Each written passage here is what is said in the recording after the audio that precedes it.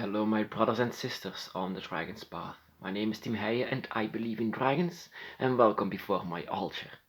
I want to say something about the Dragon's Path because I believe there is so much to say and is not yet said in history of mankind of what dragons are and what they can do. There is so much to say that I would say that I would like to say something about this.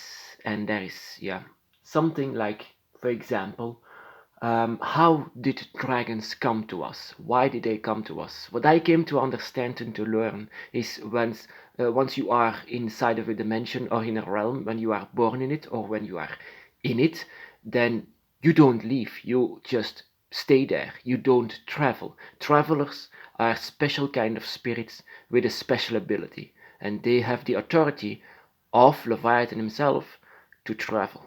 And one of those beings are dragons, but not all dragons. In the beginning, you have to understand this, my brothers and sisters. There is not one kind of dragon.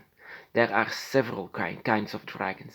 There is guardians, which are the the dragons of the earth, the dragons who are born just like us, the dragons who were in flesh and blood and were here on this earth, roaming on this earth, just next to the dinosaurs, next to us as well. And then you have the gods, and the gods, they don't they don't really belong in the dragon realms because they are not born in it, but they can visit it. They can go inside of it. That is why on the dragon's eye, the dragon god and the dragon guardian is on the same realm. You don't need to go further to search them for the dragon gods and your guardian. Your guardian actually has um, the message that you are born in here and that you need that they are actually need to find you, and in order to do so they also need to travel, and those are beings that actually should not travel. Those are the beings that actually are should stay in the dragon realms, but once you were born they take this risk and they travel. And that is also what a dragon spirit can do. They travel, even though it has a lot of risks. But yeah, you know, dragons. Yeah, I came to know this story of Santa Murder, Santa. What is it? Yeah, you can say the Angel of Death that is celebrated in Mexico, and it's celebrated because this entity is the ultimate traveler to guide souls the way to the other side. And yeah, it has a shape of a human skeleton, and actually very yeah, some people just worship this being. I do not, because I do not worship anything with a human face or human bones or whatever. The only thing that I bow down for, even though they don't ask this, is the dragon and their spirit and everything that resembles the dragon and feels like a dragon, because those beings, the dragons, are a bit different than death, even though they can do the same. They have the same ability of traveling. Um, Death, sometimes the Santa Mortal or whatever, demands sacrifices sometimes. When you say that you love it very much, that you respect it, then sometimes it asks for sacrifice. The reason for that is I don't know. That is something that humans also already did all this time that they were here. But that is what I learned from the dragon god of air, Quetzalcoatl, from the same country, Mexico, that Quetzalcoatl later on let his worshippers understand that he is not pleased with a sacrifice that comes from someone that doesn't want to be sacrificed. Um, how fake is your sacrifice if you do not?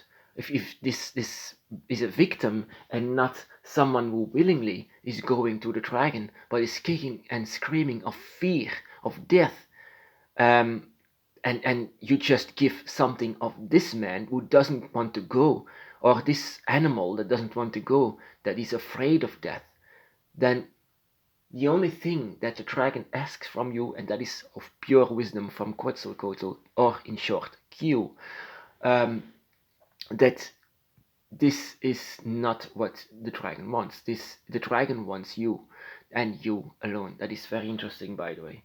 Yeah, to come back to this traveling thing, the gods are, yeah, also you can call very, very wise travelers, and in comparison with this death entity, they don't ask these sacrifices, but also this is one being. This Lady of Death is one being.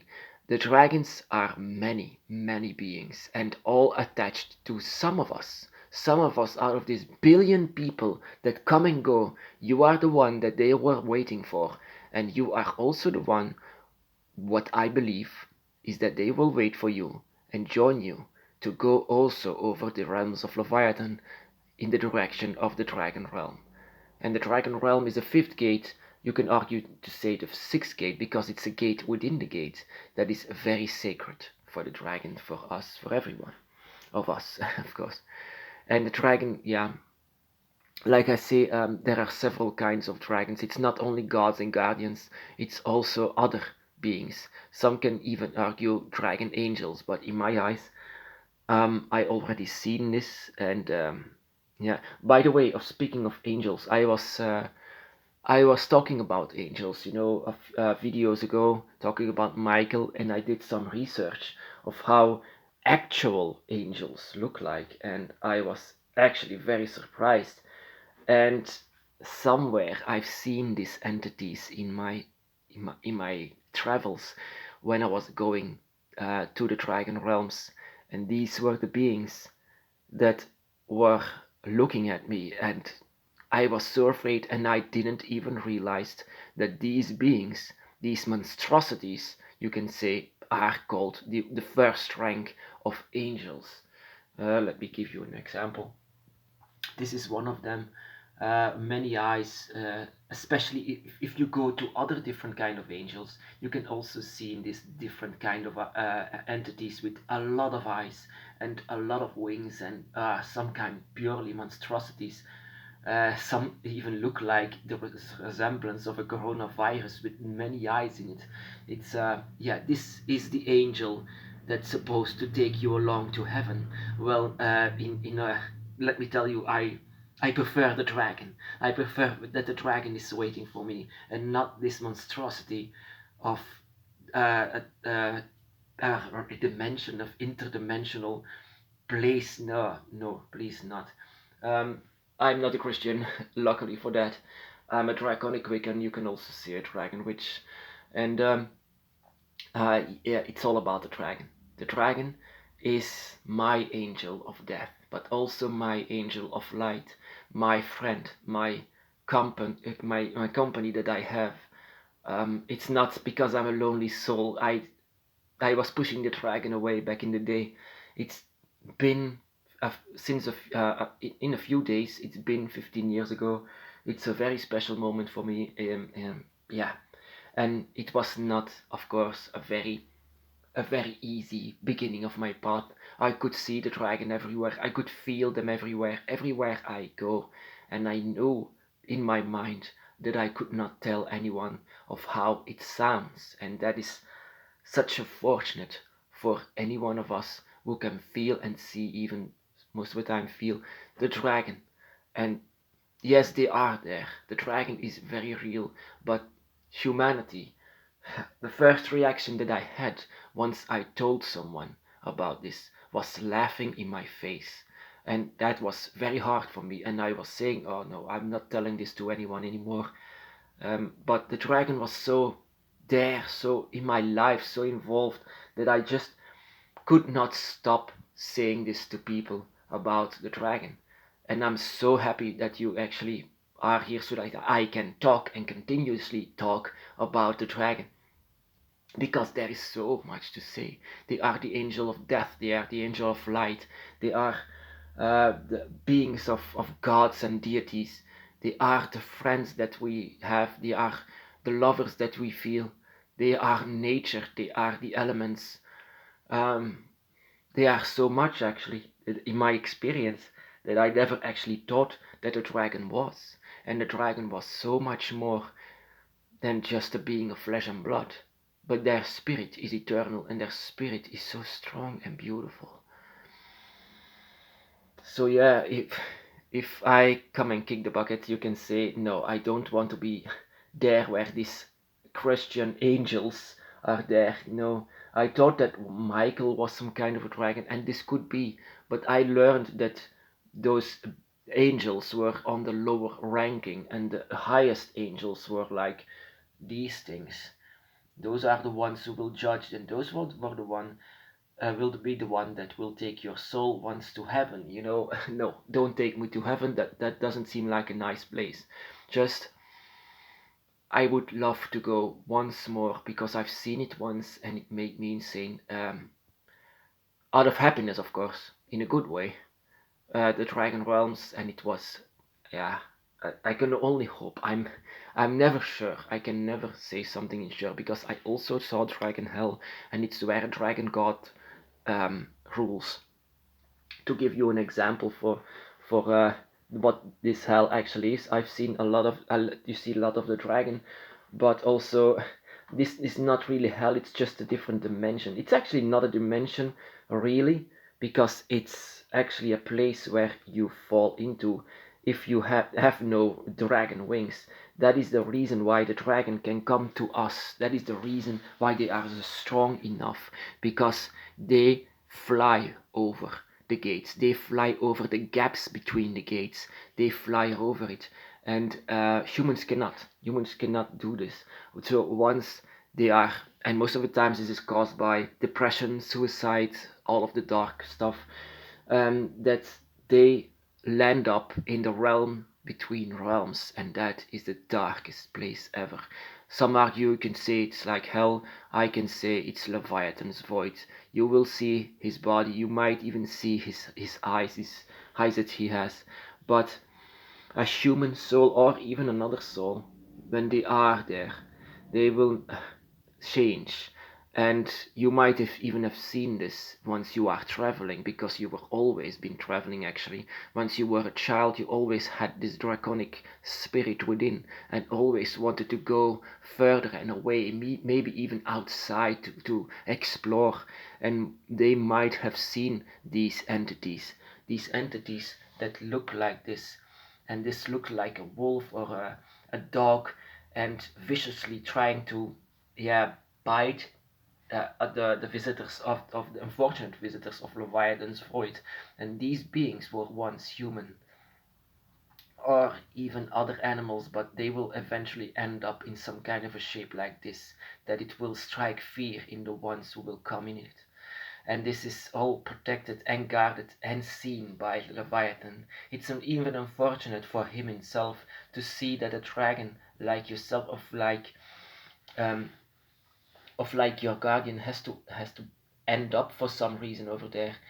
But once you are in it, most of the time, uh, Leviathan cannot help it anymore, and you will change in this kind of thing, this spirit, this entity that has no hope anymore, that is the darkest eyes, and that is no more human, or no more of what it was before. So that is why they can come to us, because they can jump over it. They don't have to face actually this realm of Leviathan, and Leviathan allows it because he is a dragon god. He knows it. That is why I believe that the dragon, there is no other being actually that is above everything, not because above of the food chain of something like that, but above in spirit, above in energy, above in ability, above in what they can do.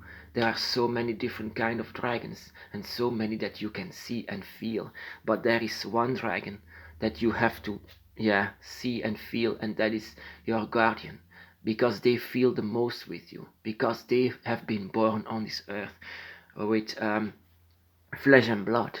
They have seen fear, they have seen pain, they have seen happiness, they have seen suffering, they have seen everything like your human eyes are seeing now.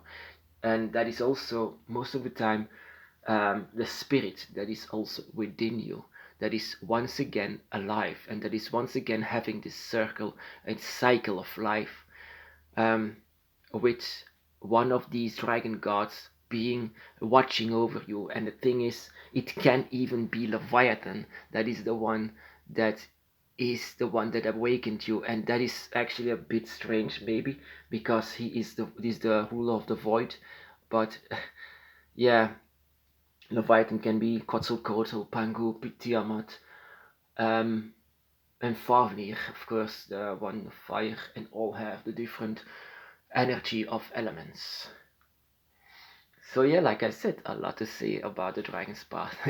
I mean, there is so much to say, and that is what surprised me, that a lot of people just, yeah, actually not surprised, because like I said, it was hard to say something about the dragon. They immediately left in my face, and it was hard to say something about this again, but the dragon was so strong with me that I simply wanted to say more about this. I knew that there were more brothers and sisters, and I wanted to connect with them, because they also have the power and energy to let a dragon live again on this place. So if all of these brothers and sisters that are not awakened yet are awakened, then the dragon is once again here on this earth, once again being one with nature, being one with the elements, and being one with us, with you. My brothers and sisters, be blessed.